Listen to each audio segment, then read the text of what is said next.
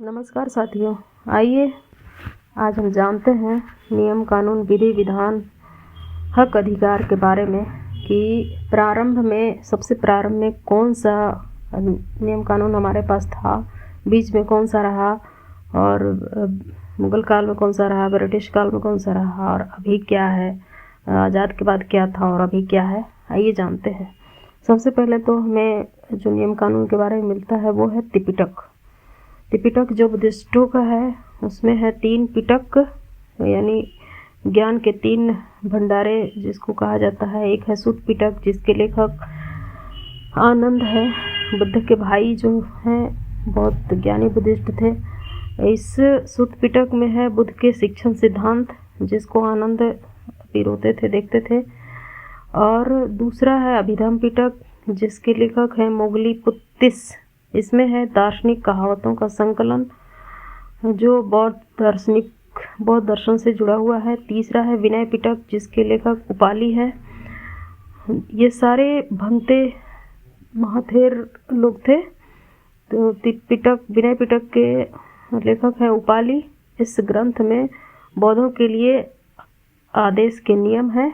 यह पाली भाषा में है और लिपि इनकी धम्म है, ब्राह्मी लिपि भी बोलते हैं, और संस्कारित करके बाद में इसे ही ब्राह्मी लिपि कहा गया। ये 3 पिटक है। इसके बाद आता है ये 3 पिटक में जो आम जनों के लिए था वो थोड़ा सा जान लेते हैं कि उस समय जो आज आईपीसी है उस समय क्या कहा जाता था। पंचशील विनय पिटक में जो सभी के लिए था, सभी मनुष्यों के लिए था, भंते भिक्षु लोगों के लिए तो आम जन लोगों के लिए भी था। उस समय आज जैसा लिखने का पेपर वगैरह इतनी आराम से, इतनी सुलभजनक नहीं था। तो लोग जो ज्ञानी हुआ करते थे, भिक्षु भंते लोग, वो उन्हें बैठा करके और मौखिक ज्ञान दिया करते थे। लिखने के लिए पत्थर पर ही लिखा जाता था, लोहे की कलम से, और पत्थरों पर ही लिखा जाता था, शिलालेखों पर लिखा जाता था। तो ये 5 सील है जो हर मनुष्य को पालन करना पड़ता था उस समय। और जिंदगी में जब तक सृष्टि रहेगी, जब से है जब तक है रहेगा, तब तक इन 5 नियमों का हर एक मनुष्य के लिए पालन करना मतलब श्रेष्ठ कर रहेगा। तो पहला पंचशील का पहला नियम है विनय पिटक से जो है वो पाणातिपाता वैरमणि शिक्षापदं समादयामि, यानी मैं मन वचन और कर्म से अकारण प्राणी हिंसा नहीं करने की शिक्षा ग्रहण करता हूँ या करती हूँ। दूसरा है आदिन्न दाना वैरमणि शिक्षापदं समादयामि, यानी मैं बिना पूर्ण स्वीकृति के किसी की कोई वस्तु नहीं लेने की शिक्षा ग्रहण करता हूँ या करती हूँ। तीसरा है कामेषु मिच्छाचारा वैरमणि शिक्षापदं समादयामि, यानी मैं मन वचन कर्म से व्यभिचार न करने की शिक्षा ग्रहण करता हूँ या करती हूँ। चौथा है मूषावादा वैरमणि शिक्षापदं समादयामि, यानी मैं मन वचन और कर्म से झूठ बोलने, निंदा चुगली करने से विरत रहने की शिक्षा ग्रहण करता हूँ या करती हूँ। इसी में व्यभिचार भी जुड़ा हुआ है, कदाचार भी इसी में जुड़ा हुआ है। सूरा मेरे पांचवा है सूरा मेरे मज्जपमाण दठाना वैरमणि शिक्षापदं समादयामि, मैं शराब मादक द्रव्यों के सेवन और व्यसन से मुक्त रहने की शिक्षा ग्रहण करता हूँ, यानी किसी भी तरह का कच्चा पक्का शराब या कोई भी मादक द्रव्य सेवन न करने की शिक्षा ग्रहण करता हूँ। इसमें उस समय के ये पंचशील 5 नियम थे। बाद में यही नियम चलता रहा पाल वंश तक, यानी 8वीं-9वीं सदी तक चलता रहा।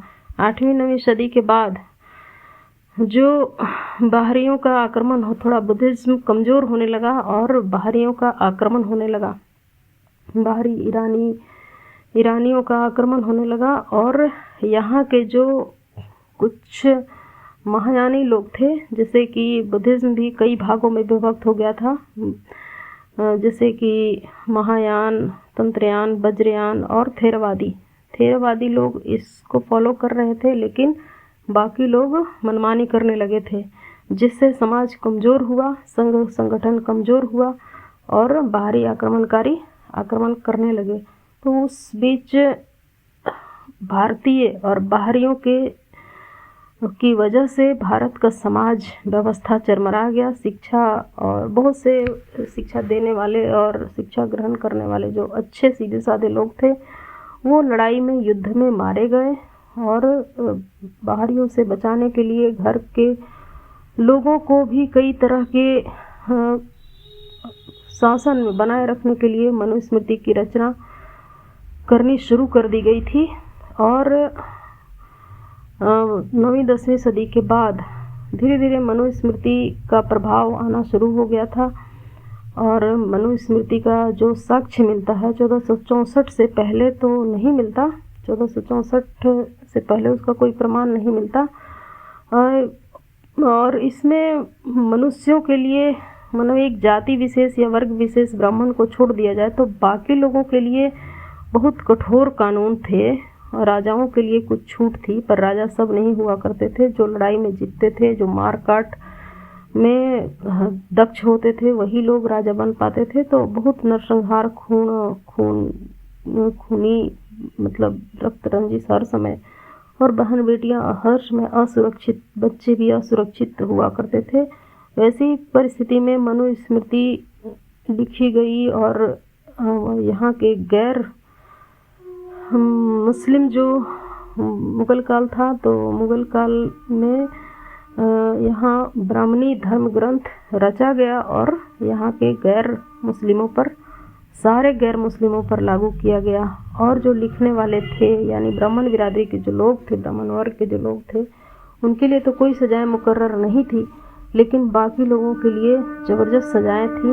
लड़कियों को पढ़ना मना था, बाल विवाह था, जैसे सती प्रथा जैसी इतनी कुप्रथाएं इस मनुस्मृति की वजह से और बाहरी आक्रमणकारियों की वजह से इतनी सारी कुप्रथाएं समाज में आ गई थी कि ये करीब 1000 साल तक चला।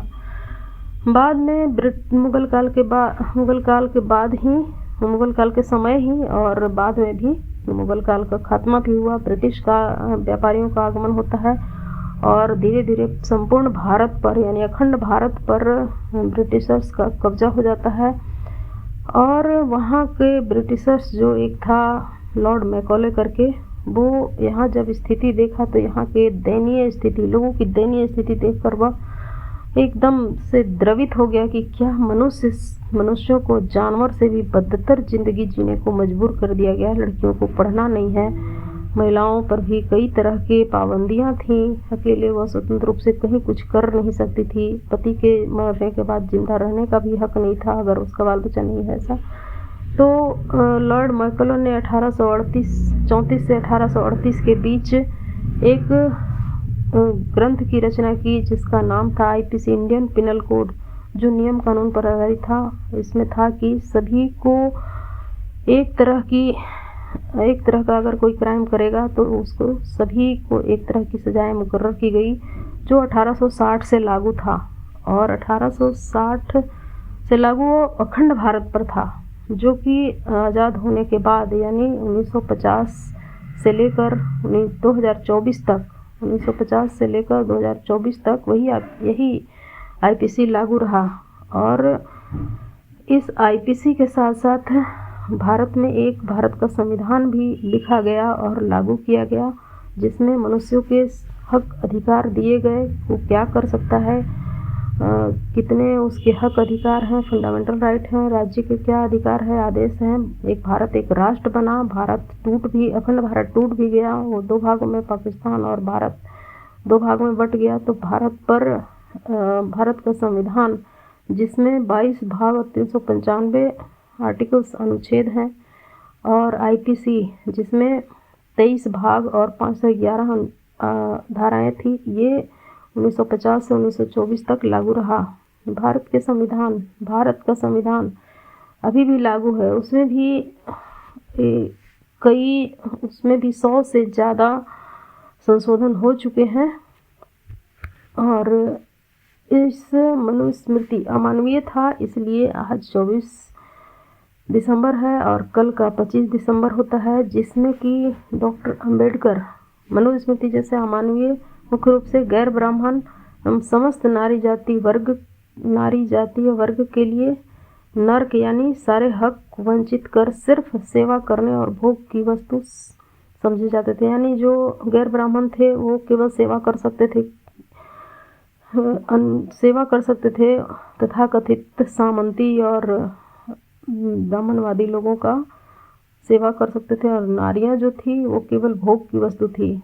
तो जिसको डॉक्टर अंबेडकर ने 25 दिसंबर 1927 को भारत के समस्त लोगों को बराबरी का हक दिलाने वाले और आधी आबादी यानी समस्त महिला मसीहा डॉक्टर बाबा साहब भीमराव अंबेडकर के सहयोगी सारस्वत ब्राह्मण नीलकंठ सहस्त्रबुद्धे समेत 5 साधुओं के हाथों मंत्रोच्चार के साथ दहन कराई गई।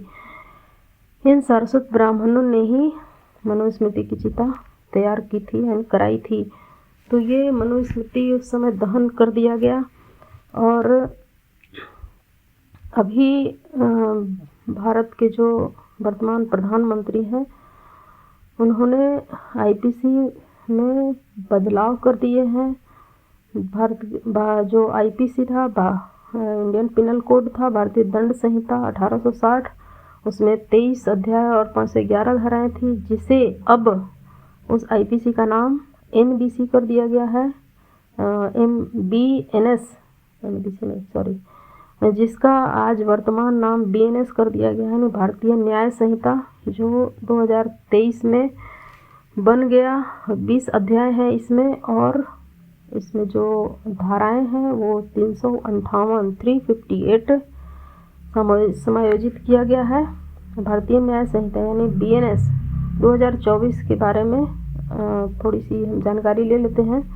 भारतीय न्याय संहिता बीएनएस को 1 जुलाई 2024 से लागू किया गया है। बीएनएस भारत का आधिकारिक आपराधिक संहिता है। बीएनएस यानी भारतीय दंड संहिता, जिसको कि पहले आईपीसी बोलते थे, अब आपराधिक प्रक्रिया संहिता सीआरपीसी की जगह लेगी। बीएनएस में 358 धाराएं हैं, जबकि आईपीसी, जिसको लॉर्ड मैकॉले ने बनाया था, 511 धाराएं थी। बीएनएस यानी भारतीय न्याय संहिता में 175 धाराएं बदली गई है और 18 धाराएं नई जोड़ी गई है और 22 धाराएं खत्म हो गई हैं। बीएनएस में आईपीसी के कई प्रावधानों को कंपैक्ट किया गया है। बीएनएस में यानी भारतीय न्याय संहिता में आईपीसी के मुकाबले 21 नए अपराध जोड़े गए हैं।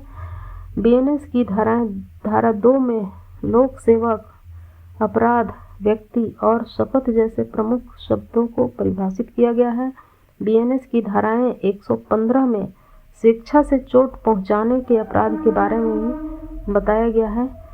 तो इस तरह से है। और अभी जो हमारा जो अभी भाषा है वो है हिंदी, और क्षेत्रीय भाषाएं भी हैं, जैसे कन्नड़, तमिलनाडु में अलग भाषा है, केरल में अलग है, महाराष्ट्र में अलग है, और बंगाल में अलग है, उत्तर भारत में अलग है। उत्तर भारत बोले तो हरियाणा पंजाब में अलग है, कश्मीर में अलग है, और मध्य भारत में लोकल क्षेत्रीय भाषाएं भी हैं। लेकिन मूल रूप से जो संपूर्ण भारत को जोड़ने वाली भारत की जो मूल भाषा कही जाती है वो हिंदी है। हालांकि अंग्रेजी पूरे भारत को जोड़ता है। तो लिपि चूँकि बुद्धिस्टों का था, धम्म लिपि, उसे ही बम्भी लिपि कहा जाता था, जिसे संस्कारित कर ब्राह्मी लिपि किया गया है। यह पाली भाषा था, इसलिए इस लिपि को संस्कारित कर संस्कृत भाषा भी बुद्धिस्टों की ही रचना है। क्योंकि बुद्धिस्ट ही पहले से लिखते आ रहे थे, पढ़ते आ रहे थे। तो आगे चलकर मुगल काल एवं ब्रिटिश काल में पाली प्राकृत भाषा ये सारी क्षेत्रीय भाषाएं निकली है। क्षेत्रीय भाषाएं प्लस फारसी प्लस अंग्रेजी के सम्मिश्रण से जो देव भाषा पाली भाषा नागो यानी बुद्धिस्टों की भाषा थी, वो सब मिक्सअप होकर हिंदी बना, जिसकी लिपि देवनागरी।